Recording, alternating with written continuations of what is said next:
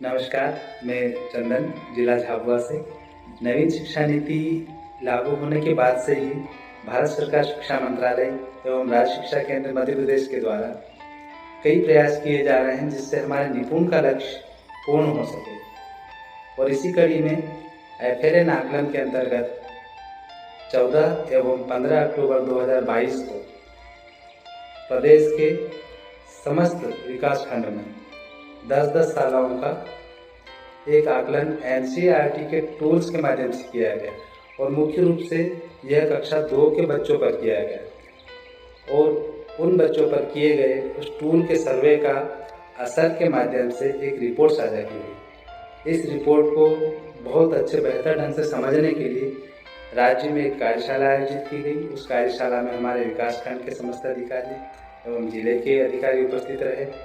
उस कार्यशाला में हमें बताया गया किस प्रकार से हम इस रिपोर्ट को समझें एवं इस रिपोर्ट के आधार पर हमारा आगामी टारगेट सेटिंग करें। तो चलिए हम देखते हैं इस रिपोर्ट में हमारे ज़िले की स्थिति क्या है और इस रिपोर्ट के आधार पर वो कौन से बिंदु हैं जहाँ पर हमारे बच्चे पिछड़ रहे हैं या वो कौन सी दक्षताएँ हैं जहाँ पर हम हमारे बच्चों को नहीं पहुँचा पा रहे हैं या वे कौन से लर्निंग आउटकम हैं जिनमें हमारे बच्चे अभी भी बहुत पिछड़े हैं। इसे लेकर हम टारगेट सेट करते हैं। तो पहले हम इसे रिपोर्ट को समझते हैं। तो मैं अभी पहले आपसे साक्षरता की बात करूंगा। नमस्कार साथियों, जिला शिक्षा एवं प्रशिक्षण संस्थान जिला झाबुआ एफएलएन बेसलाइन टेस्ट 2022-23 की रिपोर्ट और आगामी सत्र के टारगेट एवं एक्शन प्लान में मैं श्रीमती ज्योत्सना मालवीय, माध्यमिक शिक्षक एसआरजी जिला झाबुआ आपका हार्दिक स्वागत करती हूँ। साथियों, पूर्व में प्रसारित एक वीडियो के माध्यम से आदरणीय चंदन भाबर सर के द्वारा हिंदी यानी साक्षरता की रिपोर्ट आपके समक्ष प्रस्तुत की गई, जिसमें आपने बहुत ही सहज रूप से ये जाना कि किस प्रकार से एनसीईआरटी के द्वारा हमारे ज़िले की कुछ चयनित शालाओं में एफएलएन बेसलाइन टेस्ट हुआ और किस प्रकार से असर के द्वारा ये 4 रंगों में रिपोर्ट प्रस्तुत की गई। साथियों, आइए अब हम गणित यानी संख्या ज्ञान की रिपोर्ट को जानें।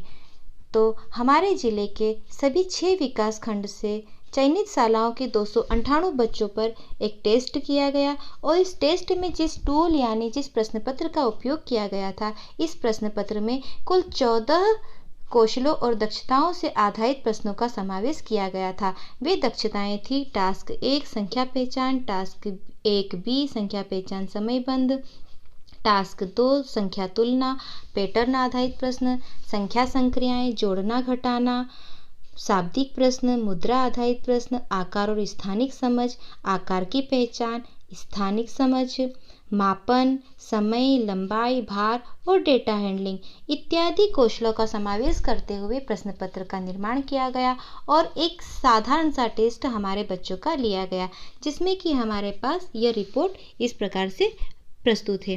साथियों, हम देख रहे हैं कि टास्क 1A संख्या पहचान, जिसमें 2% बच्चे ऐसे थे जो कि 0% यानी पूछे गए प्रश्न पत्र के किसी भी सवाल का जवाब नहीं दे पाए थे, यानी उन्हें संख्या की न पहचान थी न उन्हें संख्या का कोई ज्ञान था।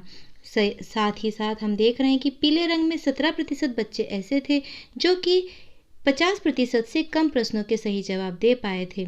ठीक वहीं हल्के हरे रंग में हम देख रहे हैं कि 68% बच्चे ऐसे थे जो 50% से अधिक सही सवालों के जवाब दे पाए थे। ठीक वहीं गहरे हरे रंग में हम देख रहे हैं तो 13% बच्चे ऐसे हैं जो पूछे गए सवालों के सभी सही जवाब दे पाए थे। साथियों, अगर 298 में से मैं 13% की बात करूं तो संख्या में केवल 39 बच्चे ऐसे थे जिन्होंने पूरा पेपर सही तरीके से हल किया। यहाँ हमें थोड़ा विचार करने की आवश्यकता है कि क्यों है इतनी कम संख्या में हमारे बच्चे।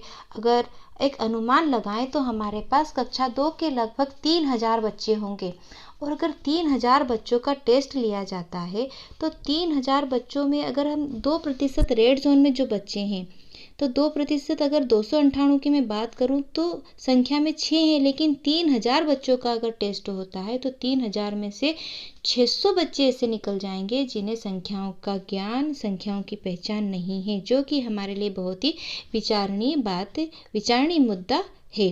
हमारे जिले की रिपोर्ट के जस्ट बाद में ही राज्य की रिपोर्ट प्रस्तुत की गई है, जो कि आपके सामने प्रस्तुत है। आप देख रहे हैं कि 3% बच्चे पूरे राज्य के ऐसे हैं जो कि संख्या पहचान से संबंधित प्रश्नों को हल नहीं कर पाए थे।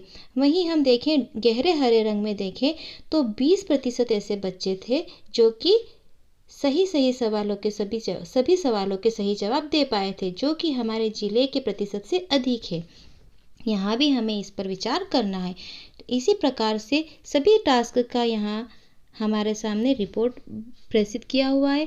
टास्क 1 संख्या पहचान समयबंध, टास्क 2 संख्या तुलना। साथियों, अब सटीकता और समयबंध में विचार कर रहे होंगे। सटीकता आधारित प्रश्न वे थे जहाँ समय का कोई बंधन नहीं था, लेकिन समयबंध ऐसे प्रश्न थे जहाँ एक निर्धारित समय में बच्चों को सवालों को हल करना था।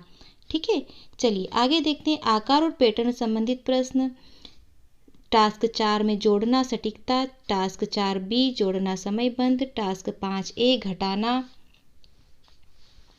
टास्क 5B घटाना समयबंध, टास्क 6 शाब्दिक प्रश्न, टास्क 10 मुद्रा आधारित प्रश्न। वहीं आकार और स्थानिक समझ आधारित प्रश्न में टास्क 7 आकार की पहचान, टास्क 8 स्थानिक समझ, टास्क 9.1 समय आधारित प्रश्न, टास्क 9.2 लंबाई आधारित प्रश्न, टास्क 9.3 भार आधारित प्रश्न। इस प्रकार से आप देख रहे हैं। और डेटा हैंडलिंग में है टास्क 11 डेटा हैंडलिंग, मतलब हमारे आसपास के पर्यावरण से जुड़े हुए चीज़ों को गिनना, उनको संख्याओं को एकत्रित करना, जिसमें परिवार की संख्या, सदस्यों की संख्या, घर की वस्तुओं की संख्या, इस प्रकार के सवालों को पूछा जाता है। तो साथियों, इस प्रकार से आप देख रहे हैं सबसे बड़ी लंबी लाल लाइन जो कि आकार की पहचान संबंधित प्रश्नों में हमें दिखाई दे रही है, जहाँ की 52% बच्चे हैं हमारे जिले के।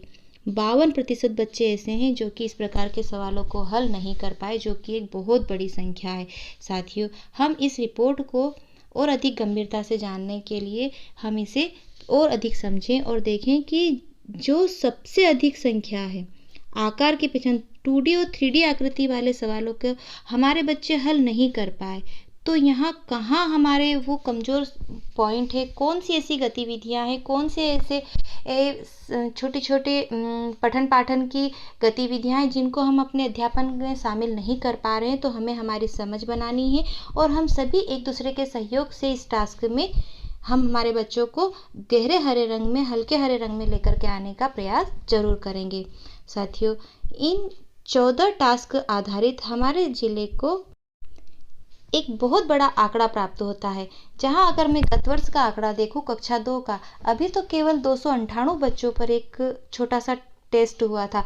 अगर गत वर्ष हमारे जिले के 29,000 बच्चों का अगर टेस्ट हुआ होता, तो आप देख रहे हैं कि 2% यानी 580 बच्चे ऐसे थे जो बिल्कुल किसी भी प्रकार का अंकों का ज्ञान नहीं रख पा रहे थे, और 17% यानी 4,930 बच्चे ऐसे थे जो कि 50% से भी कम सवालों को हल कर पा रहे थे, और 68% बच्चे, जो कि एक अच्छी संख्या है, लेकिन फिर भी 19,720 बच्चे हैं जो कि 50% से अधिक सवालों को हल कर पा रहे थे। लेकिन 13% यानी एडवांस ग्रुप में जो बच्चे थे हमारे, वहाँ देखिए कि आप 29,000 में से केवल 3,770 बच्चे ऐसे रहते जो कि सभी सवालों के सही जवाब दे पाते। तो साथियों, यहाँ हमें इन प्रतिशत के आधार पर हमारे बच्चों की संख्याओं को ध्यान में रखते हुए अपने गतिविधियों को हमारे पठन पाठन में नए तरीके से शामिल करने की बहुत आवश्यकता है। साथियों, आपके सामने पोर्टल पर एक चार्ट प्रदर्शित हो रहा है, टारगेट सेटिंग प्लान 2023। साथियों, जो 14 मूलभूत कौशल और दक्षताओं आधारित टूल निर्माण हुआ था, उनमें से 4 महत्वपूर्ण कौशल को लेकर के ये टारगेट सेट किया गया है। यह टारगेट सेट हमारे जिले के आला अधिकारियों ने सामूहिक निर्णय लेकर के किया है और राज्य के सामने प्रस्तुत किया है, और यह लक्ष्य निर्धारित किया है कि आने वाले सत्र में जो भी बेसलाइन टेस्ट होगा, हम उसमें हमारे बच्चों को बिलो बेसिक और बेसिक से निकाल करके प्रोफिशिएंसी और एडवांस लेवल तक ले जाने का प्रयास करेंगे। आप देख रहे हैं कि टास्क 1 संख्या पहचान 99 तक की संख्या, जहां हमारे 2% बच्चे थे, वहां हमने कम करके 1% बच्चों को रखा है। टास्क 4 जोड़, जहां 30% बच्चे थे वहां 12%, टास्क 5 घटाओ 37% थे वहां घट करके 25%, और टास्क 7 आकार की पहचान 2D एवं 3D 57% से घट करके 28% तक रखा है। वहीं आप देखें कि एडवांस में हमने 13% से बढ़ा करके 18%, 51% से बढ़ा करके 58%, 34% से बढ़ा करके 41% व 21% से बढ़ा करके 39% तक रखने का लक्ष्य निर्धारित किया है। साथियों, हमारा उद्देश्य है कि बिलो बेसिक और बेसिक से उठा करके हमारे बच्चे प्रोफिशिएंसी व एडवांस यानी ग्रीन जोन में आ जाएं।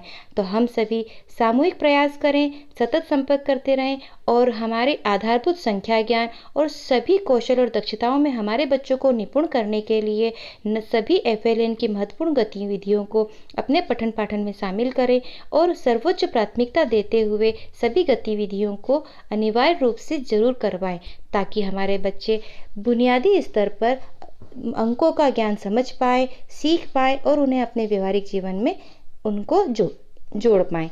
धन्यवाद।